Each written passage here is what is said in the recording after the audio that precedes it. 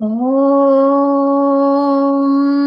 सहनाववतु सहनौ भुनक्तु सह वीर्यं करवावहै तेजस्विनावधीतमस्तु मा विद्विषावहै ॐ శాంతి శాంతి శాంతిః. నమస్తే అండి అందరికీ. నమస్తే అమ్మా. అయితే ఇప్పుడు మనము నమస్కారం అండి. ఈ ద్విత్వ కార్యాలు ఇవన్నీ చూస్తున్నాము. దీంట్లో అభ్యాసం అని చెప్పేసి చెప్పుకున్నాము. ఆ ద్విత్వం అసలు ఏ పార్ట్కి చెయ్యాలి, ఎలా చెయ్యాలి అంటే కొన్ని నియమాలు ఉన్నాయి. నువ్వు దేనితో చేస్తున్నావు, కొన్ని ప్రత్యయాలు ఉన్నాయి కదా. సో ప్రత్యయాలు ధాతువుకి ఒక ప్రత్యయం వస్తే మళ్ళీ అది ధాతువుగానే ఉండాలి, అలాంటి అర్థమే రావాలి. సో అప్పుడు ఎలా అంటే 12 ప్రత్యయాలు వస్తాయన్నమాట. ఈ 12 ప్రత్యయాలలో మరి ఎప్పుడు ద్విత్వం అవుతుంది అంటే సన్, యంగ్ అని చూసుకున్నాము ఈ ప్రత్యయాలు వచ్చినప్పుడు. తర్వాత ఇంకా కొన్ని ప్లేస్లలో కూడా ద్విత్వం వస్తుంది. అది చంగ్, తర్వాత జుహోత్యాది గణము, లిట్ లకారము అని చూసుకున్నాము. అయితే మరి ఆ ద్విత్వము సరే ఈ ప్రత్యయాలు ఉంటే అవుతుంది, మరి ఏ పార్ట్కి చెయ్యాలి, ఏ పార్ట్కి ద్విత్వం చెయ్యాలి అంటే ప్రతి పార్టులో ఒక అచ్చు ఉండాలి. ఓకే, ఒక హల్లుతో పాటు ఒక అచ్చు అనేది ఉండాలి. సో అయితే మరి ఎలా, అచ్చుతో మొదలైతే ఎలా, హల్లుతో మొదలైతే ఎలా, నకార రేఫ దకారాలతో మొదలైతే సంయోగానికి ఆదిలో ఉంటే అప్పుడు ఎలా, ఇవన్నీ చూసుకుంటూ ఉన్నాము. అయితే ఇప్పుడు ఈ అంగ అనేది ఒక ధాతువు. ఓకే, సో ఈ ధాతువు చురాదిగణములో ఉన్నటువంటి ధాతువు. ఇది ఉభయపది. చురాదిగణములో అన్నీ కూడా అనేకాచు ఉంటాయి కాబట్టి అన్నిటికీ ఉభయపది అనేది వచ్చేస్తుంది. సో దీనికి అర్థ సందర్భం ఏంటి అంటే పదే లక్షణేచ, పదే లక్షణేచ. సో ఇక్కడ ఏం చెప్పారు, దీనికి చిహ్నము, చిహ్నం అంటే ఏంటి, గుర్తు, ఒక మార్క్ అన్నమాట. ఇంట్లో ఎవరింటికన్నా వెళ్ళాలి అంటే ఇది వాళ్ళిల్లే అని చెప్పుకోవడానికి మార్క్ పెట్టుకుంటాం కదా, సో అలాగా. తర్వాత లెక్క పెట్టడం అనే అర్థం, పొడిలోకి తీసుకోవడం అనేది అర్థము, ఇంకోటి కుంటడం అనే అర్థాలు. ఈ 3 అర్థాలు అన్నమాట.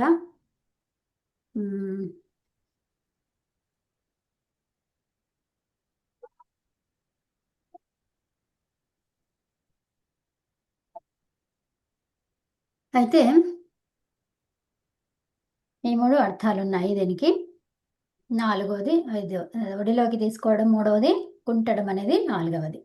సో అయితే ఈ ధాతువుని చూస్తే మనకి ఎలా కనిపిస్తుంది, అంగ. ఇక్కడ ఎత్తు సంజలు ఏమైనా ఉన్నాయా, లేవు. లేవు, సో అప్పుడు లేవు. ఏం చేస్తామంటే ఎన్ని ఉన్నాయి అసలు అచ్చులు ఏంటి, ఒకటి కంటే ఎక్కువగా ఉంది కాబట్టి దాన్ని ఏమంటాము, అనేకాచ్. తర్వాత అది దేనితో మొదలైంది, ఆ ధాతువు అనేది 2 రకాలు, అచ్చుతో మొదలైందా హల్లుతో మొదలైందా. దేనితో మొదలైంది, అచ్చుతో మొదలైంది. సో కాబట్టి దాన్ని ఏమన్నాము, అజాది. అచ్చు ఆదిగా ఉన్నటువంటిది అజాది. తర్వాత ఇక్కడ అనేకాచన్నం, ఏకము కానిది అనేకం. ఇందులో అచ్చులు ఎన్ని ఉన్నాయి, అకారము ఒకటి, గాలో ఉన్నటువంటి అకారము ఒకటి, గాలో ఉన్నటువంటి అకారం ఒకటి, అంటే ఒకటి కంటే ఎక్కువ కనిపిస్తున్నాయి. సో దాన్ని ఏమంటారు, అనేకాచ్. అయితే ఈ ధాతువుని మనము ద్విత్వంలో ఎలా చేసుకోవాలి, ఏం చేయాలి అని అంటే ప్రొసీజర్ చూడండి. సో ఇప్పుడు మనకి ఏంటి, ఇప్పుడు ఇది ఉభయపది అని చెప్పుకున్నాం. సో మరి ఉభయపది అయితే దీంట్లో ఏమేమి రూపాలు ఉంటాయి అంటే పరస్మైపది రూపం ఒకటి, ఆత్మనేపది రూపము ఇంకొకటి. అయితే ఇప్పుడు ఈ అంగ ధాతువుకి, మనకు కనిపిస్తున్నటువంటి అంగ ధాతువుకి ఈ రూపం ఎలా వస్తుంది, అంజిగా ఈషతి, అంజిగా ఈషతి, అంజిగా ఈషతి అని వస్తుంది.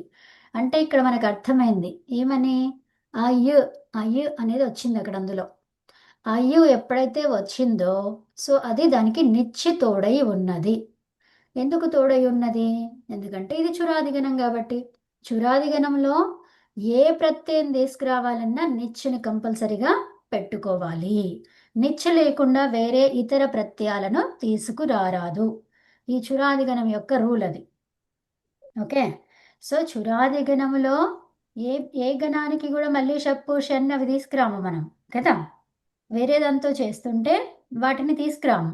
కానీ ఇక్కడ చురాదిగణంలో ఉన్నటువంటి ధాతువులన్నీ కూడా 500 ధాతువులకి నిచ్చు తప్పనిసరిగా వస్తుంది. ఏ క్రియనన్నా చేసుకో. ఓకే. దాని పక్కన ప్రత్యయం రావాలంటే నిచ్చు రావాలి.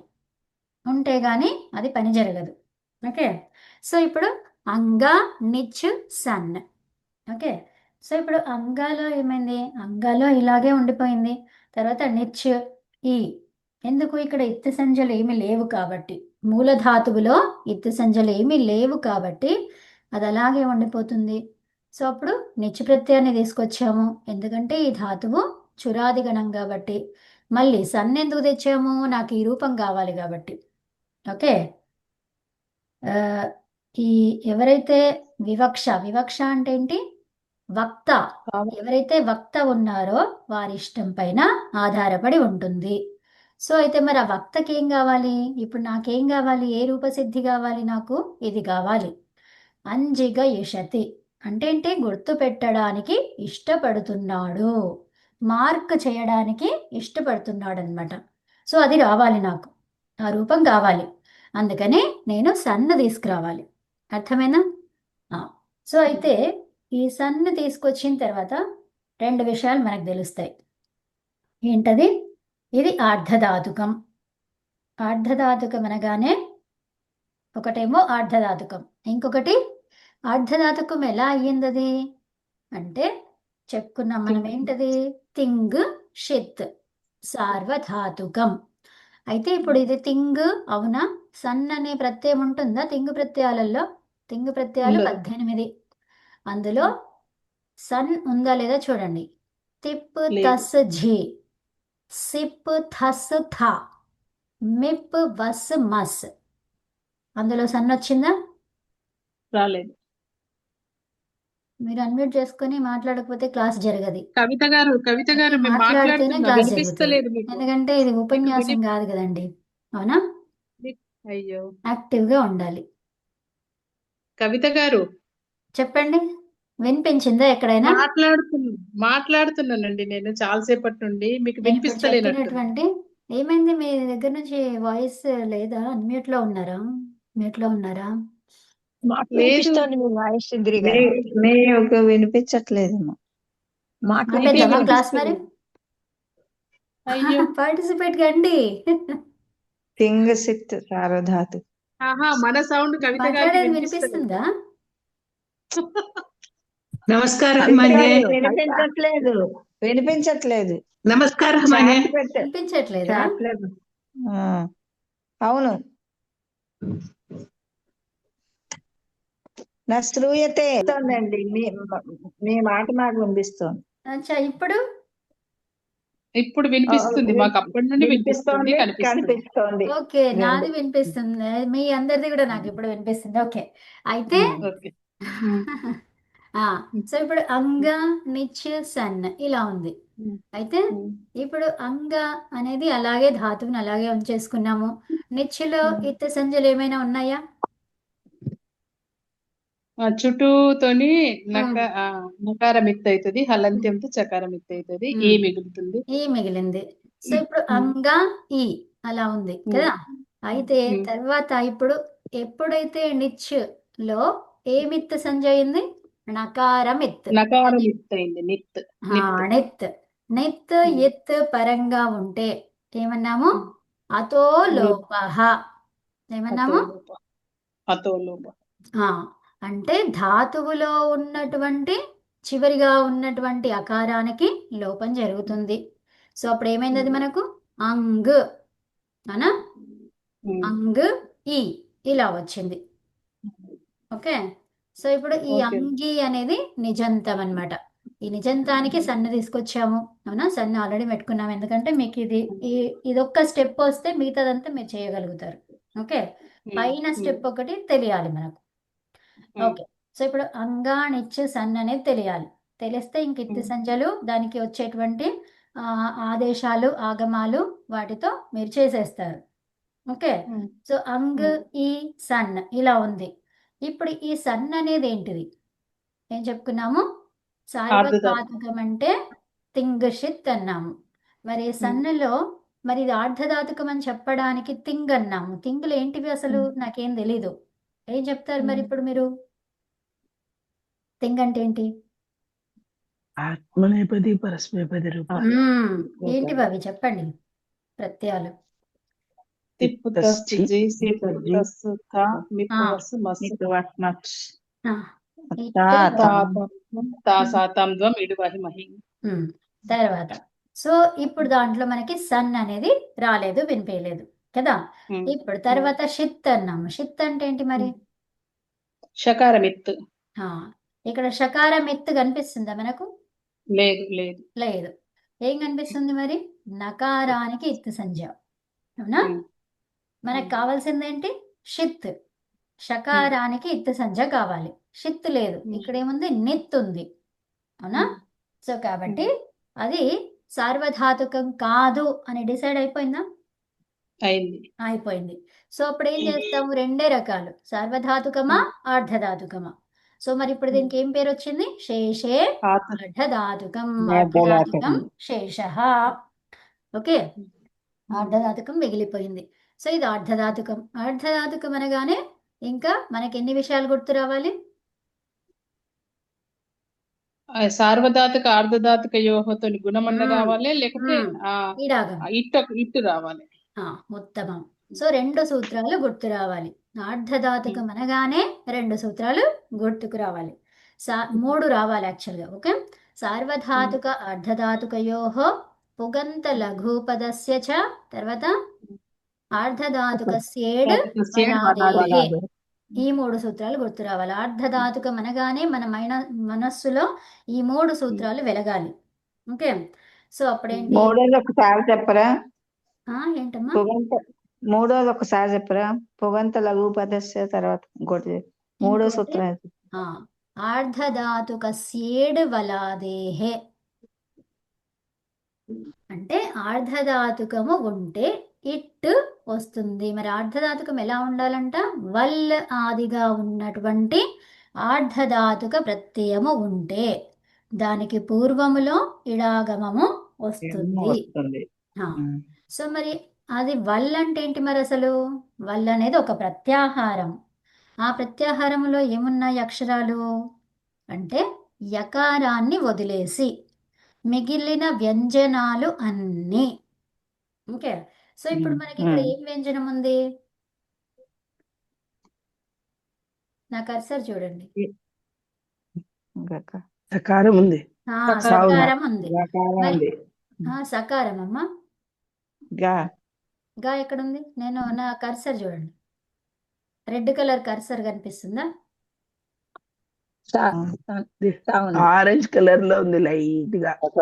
సకారం ఉంది. సకారం అన్నమాట. సకారం ఇప్పుడు నేనేం చెప్పాను? వల్ అంటే యకారం వదిలేసి మిగిలినవన్నీ వల్ అన్నాను. సో ఇప్పుడు ఇది వల్ అని చెప్పొచ్చా? చెప్పొచ్చు. ఇక్కడ యకారం ఉంటే వల్ అంటామా? అనము. ఇంకా వేరే కా ఉంది, గా ఉంది, యా ఉంది, అవన్నీ ఏంటివి? వ్యంజనాలే కదండి. వ్యంజనాలే. కానీ ఏంటది? ఇప్పుడు నేను అడిగాను కాబట్టి ఇడాగమం వస్తుందా? వస్తుంది. అది అంటే ప్రత్యయపరంగా ఇడాగమం వస్తుంది. ఈ ప్రత్యయపరంగా ఇడాగమం వస్తే సరిపోతుందా? లేదు. సో ఇప్పుడు మన క్లాస్లో అందరూ రావాలి. ఓకే. అందరూ రావాలి. అయితే నేను పర్మిషన్ అంటే మన ఉన్న వాళ్ళందరూ కూడా అందరూ రావాలనే అనుకుంటారు. సో ఇప్పుడు మీరంతా రావాలి అన్నారు. నేను ఒక పార్ట్ అనుకోండి. సో నేను కొంచెం లేట్ అయితే వద్దన్నాను. అప్పుడు ఏమైపోయింది? వస్తారా రారా? రాలేరు కదా. సో ఇప్పుడు నేను వద్దన్నా కాబట్టి రాలేరు. ఇప్పుడు నేను యాక్సెప్ట్ చేసిన కానీ మీరు వద్దన్నారు. అప్పుడు ఏమైంది? అప్పుడు కూడా అవకాశం లేదు, రాలేరు. అర్థమైందా? సో ఇప్పుడు మెజారిటీ ఇప్పుడు నా దగ్గర 3 ఉన్నారు. చెప్పేవాళ్ళము వినండి ఒకసారి వినండి. సత్యం. ముగ్గురం ఉన్నాము. నేను ఉమ్, ఇంకిద్దరు నాతో పాటు మేమందరం ముగ్గురము యాక్సెప్ట్ చేసినాం. వద్దన్న ఉమ్, వాళ్ళు ఒక్కరున్నారు. ఇప్పుడు ఏది ఉమ్. మెజారిటీ ఎక్కువ ఉంది? మీదే ముగ్గురు అన్నది. రావాలి అన్న ఉమ్. వాళ్ళది ముగ్గురిది ఎక్కువ ఉంది కాబట్టి ముగ్గురు వస్తారు. చెప్పింది. అర్థమైందా? ఉమ్, ఆ తర్వాత ఇప్పుడు వద్దు అన్న వాళ్ళు నలుగురు ఉన్నారు, రావాలన్న ఉమ్. వాళ్ళు ఒక్కరే ఉన్నారు. ఇక్కడ ఏముంది ఇప్పుడు? వద్దు అన్న వాళ్ళ మెజారిటీ ఎక్కువ. ఎక్కువ ఉంది కాబట్టి ఇంకా రారు. అవునా?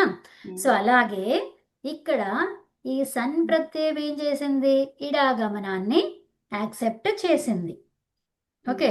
సో ఇప్పుడు అంగ అనే పార్ట్ కూడా యాక్సెప్ట్ చేయాలి. అదొక ధాతు పార్ట్. అర్థమైందా? సో ఈ ధాతు పార్ట్ యాక్సెప్ట్ చేయాలి అంటే ఆ ధాతువు ఏమై ఉండాలి? సేట్ ధాతువు అయి ఉండాలి. అర్థమైందా? సేట్ ధాతువు అయి ఉండాలి. అంటే ఇట్ సహితము. ఓకే. ఇట్ సహితము అంటే ఇకారాన్ని కలిగి ఉండే విధంగా ఉండాలి. అర్థమైందా? సో మరి అది ఎలా తెలుస్తుంది మనకు? కొన్ని చదువుకోవాలి. ఏది కూడా చదవకుండా మనకి ఏది రాదు. లేకపోతే తెలుసుకున్నా కూడా కొన్ని ఏం తెలిసినా కూడా చదువుకోవాలి. వాళ్ళు చెప్పేది కూడా అదే ఉంటుంది. ఓకే. సో ఇప్పుడు ఇవన్నీ లిస్ట్ ఇస్తాం. లిస్ట్ ఇచ్చేసి ఇది చదువుకోవాలంటాం కదా. సో అది చదవకుండా మనకి ఏది రాదు. అవునా? లేకపోతే మన ముందు ఒక షీట్ పెట్టుకోవాలి, చీట్ షీట్ లాగా పెట్టుకొని చూస్తూ ఉండాలి. అక్కడ ఇది ఉందా, వారు చెప్పినటువంటిది ఇందులో ఉందా అది చూసుకోవాలి. అవునా?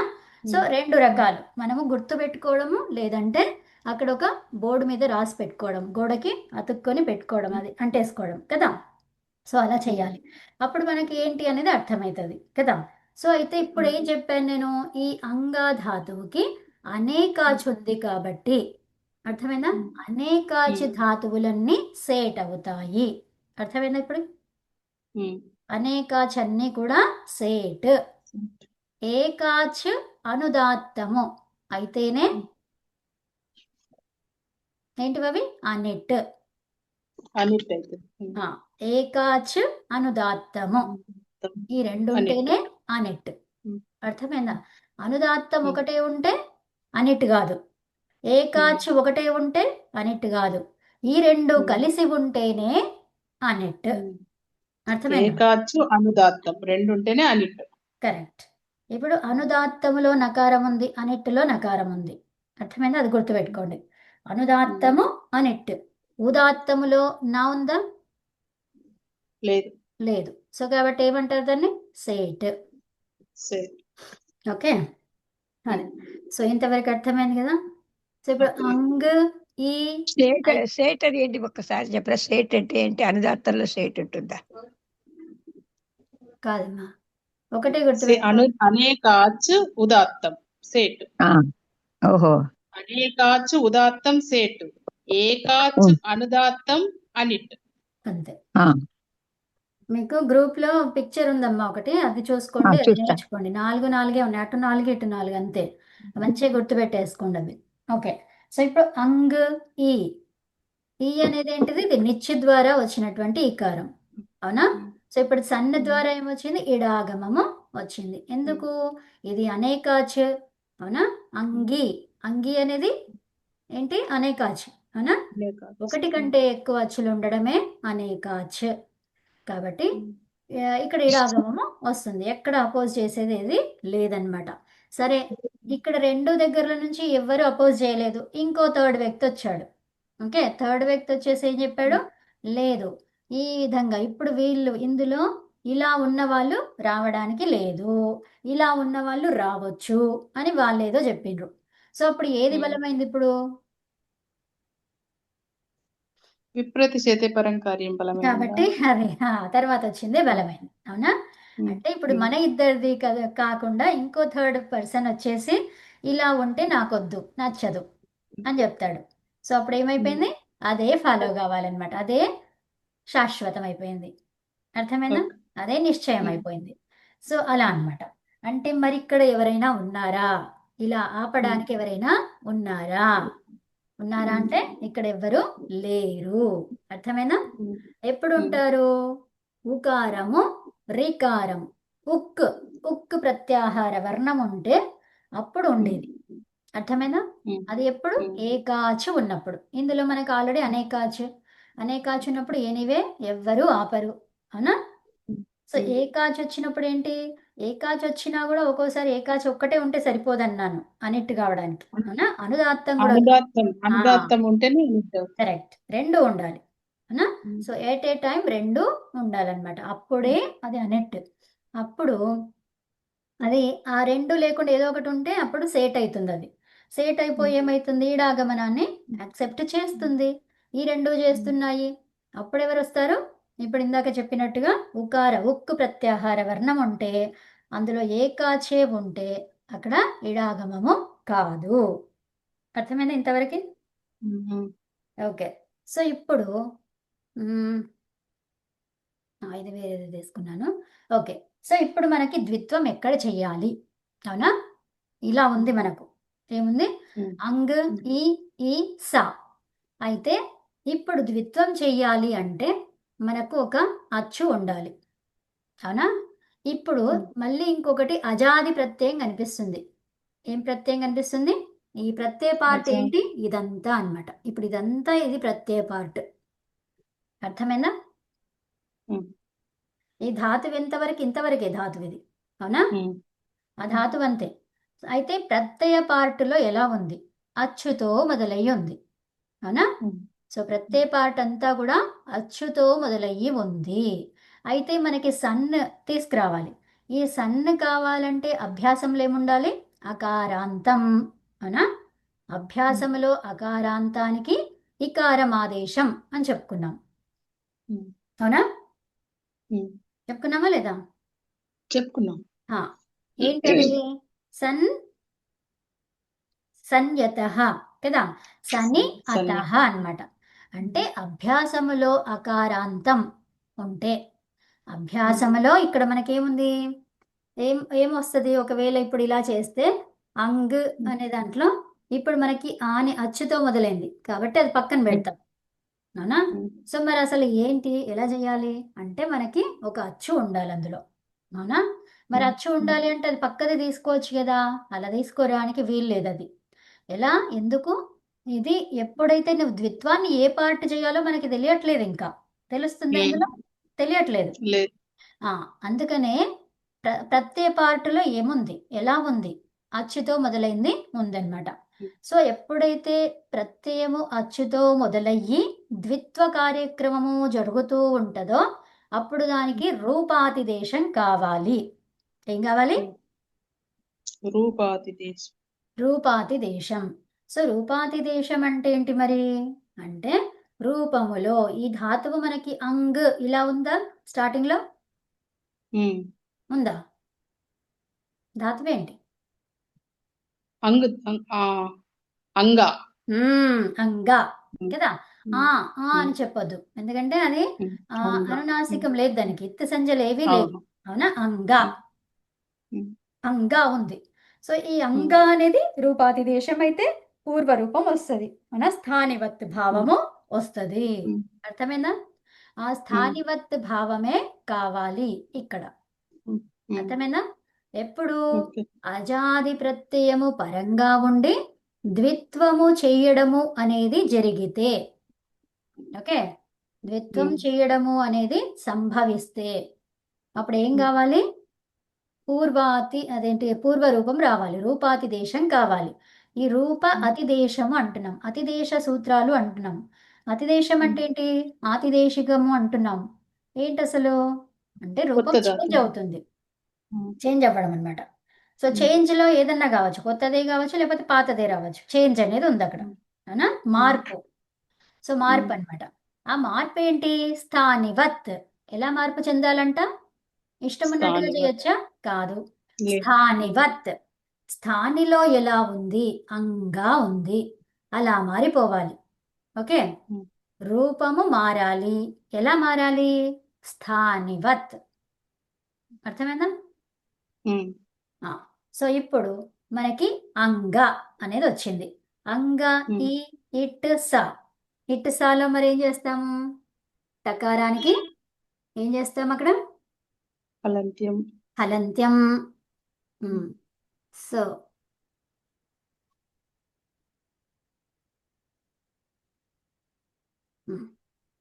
ఇది కనిపిస్తుందా మీకు? బాగానే ఉందా? బాగుంది. ఉమ్. సో ఏమైంది? ఉమ్, అంగా, తర్వాత ఈ ఈ స. అంటే ఈ అంగా అనేది ఇలాగే చేసుకోవద్దు, మనకి ఆ ద్విత్వం చేస్తున్నప్పుడు మనకి అది అవసరం ఉంటుంది. ఓకే. ఉమ్. ఉమ్. సో ఇప్పుడు ఏమైంది అంటే ద్విత్వంలో మనం అలా రాసుకోవాలి. సో ఇప్పుడు ఆ అనేది పక్కన రాస్తాం, అవునా? పక్కన పెట్టేసుకుంటాం, ఎందుకు? ఇది అజాదిది కాబట్టి, అవునా? ఉమ్. సో ఇప్పుడు ఒక్కొక్క అచ్చుతో ఉన్నటువంటిది తీసుకుంటాం, అవునా? ద్విత్వ పార్ట్కి ఏం తీసుకుంటాము? మనకి ద్వితీయ ఏమన్నాము? అజాదేహే ద్వితీయస్య. ఏం చెప్పుకున్నాము? అజాదేహే, చెప్పండి. ద్వితీయస్య. అజాదేహే అజాదేహే ద్వితీయస్య. ద్వితీయస్య. హా. సో ద్వితీయ భాగానికి, ద్వితీయ ఏకాచి భాగానికి ఏమవుతుంది? ద్విత్వం ద్విత్వం అవుతుంది. అవుతుంది. సో ఇప్పుడు మనకి ద్వితీయ ఏకాచి ఎక్కడుంది? ఇది. ఇప్పుడు ఒక అచ్చుది పక్కన పెట్టేసుకున్నాం, దానికి కాదు అని చెప్పుకున్నాం, అవునా? సో ఇది ప్రథమ ఏకాచి, ఇది ప్రథమ ఏకాచి అవయవము, ఇది ద్వితీయ ఏకాచి అవయవము. అర్థమైంది? అందులో ఒక అచ్చు ఉందా?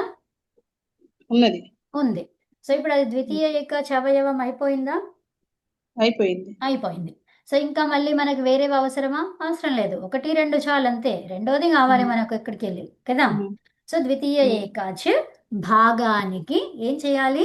ద్విత్వం ద్విత్వం. చెయ్యాలి. సో ఇప్పుడు మనకి ఏమైంది అది అక్కడ? ఇంకా ఇంకా ఆ తర్వాత ఇంకా. సో ఇప్పుడు మనం ఇంకోటి చెప్పుకున్నాం, ఏం సూత్రం చెప్పుకున్నాము? నంద్రాహ. ఏమన్నాము? సంయోగానికి ఆదిలో, సంయోగానికి ఆదిలో నకారము ఉంటే, ఉందా? సంయోగం ఎక్కడుంది? నా గా, అవునా? ఉంది. సంయోగానికి ఆదిలో నకారం ఉంటే మనం ద్విత్వం చేసుకునే పార్ట్నే గమనిస్తూ ఉండండి. ఓకే. అందులోనే సంయోగానికి ఆదిలో ఉంటే దాన్ని ద్విత్వం చెయ్యొద్దు అన్నారు, అవునా? సో ఇప్పుడు ఏమైంది? పక్కకి ఎవరు వచ్చేసారు? అనా పక్కకు వచ్చేసింది. సో ఇప్పుడు గా అనేది ద్విత్వం చేస్తున్నాం, అవునా? రూపాతిదేశం మీద దేనికైంది? అభ్యాసానికి మాత్రమే అయ్యింది. అర్థమైందా? రూపాతిదేశం ఎక్కడైంది? అభ్యాసానికి మాత్రమే. ఆ తర్వాత ఇప్పుడు ఏముంటుంది మనకి? గ్. అర్థమైనా? ఇది అభ్యాసానికే గకారం ఉంది, వేరే దానికి గకారం ఉందా? లేదు. ఇప్పుడు అంగ ఎలా ఉందో అలాగే ఉంటది. అర్థమైందా? దాన్ని ద్విత్వం చెయ్యం మనం. ద్విత్వం చేయాల్సిన పార్ట్ ఏంటి? న గా. అర్థమైందా? న గా అనేది ద్వితీయ ఏకచవయవం. అందులో మళ్ళీ దేన్ని ద్విత్వం చేయాలి అంటే గకారాన్ని మాత్రమే. అర్థమైందా? సో మరి అది గకారం ఏమైపోయింది? రూపాతిదేశం అయ్యింది, స్థానివద్భావం వచ్చింది, అందుకని గా వచ్చింది అందులో అభ్యాసంలో. తర్వాత దానికి ఎందుకు రాలేదు? ఎందుకు రాలేదు అంటే అక్కడ రూపాతిదేశం అవసరం లేదు. ఏం చెప్పారు? అభ్యాసానికి మాత్రమే రూపాతిదేశం చేసుకొని అక్కడ అది రాసుకోవాలి అని. అర్థమైందా? స్థానివత్. ఓకే. తర్వాత గా, గ్, ఈ సా. ఇంతవరకు అర్థమైందా? అర్థమైంది. సో ఇప్పుడు ఏం కావాలి? మరి అభ్యాసాన్ని ఇప్పుడు చూసుకోవాలి, అవునా? అభ్యాసములో ఏమేం కార్యాలు చెయ్యాలి గుర్తున్నాయా? 4 కార్యాలు చేయాలి. ఏమేమవి? హలాది శేష ఫస్ట్.